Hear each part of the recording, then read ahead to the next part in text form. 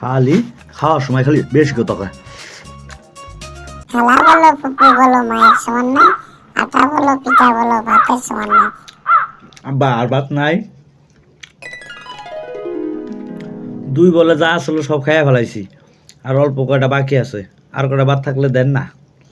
হারাম জাদা, একটু পরে যাবো ওর বিয়ে করাইতে, ও আজকে ফজর টাইমে ওইটা ভাত লয়ে হয়েছে, তো পান্তা ভাত 1.5 বল ভাত আসলে সবগুলি ভাত খাইয়া ফেলাইছে। উঠ কইতাছি, এত সময় করে বড় ভাত খায় মানুষ, এত খাওয়া খাস, হ্যাঁ তোর কাছে মাইয়া দিব, হ্যাঁ বিয়া নাকি আবার ভাঙ্গে যায়। হারাম জাদা, উঠ কইতাছি, উঠ। বিয়া করুম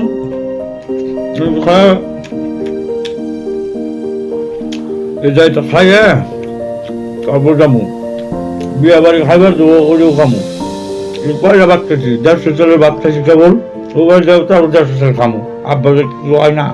আমি খেতে গেলাম, খেতে থাইসা বাজার যাবো, বাজার থাইসা জানি দিই তুই রেডি হয়ে রইছিস, সবাই আইসা পড়বো।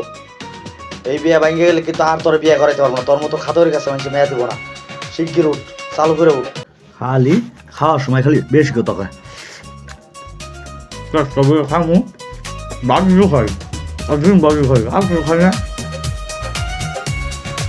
দাদি কয় নাই তুমি তো 4 বেলা খাইতাও, 1.5 কেজি করে 6 কেজি, আর আমি তো মাত্র 1.5 কেজি করে ভাত খাইছি।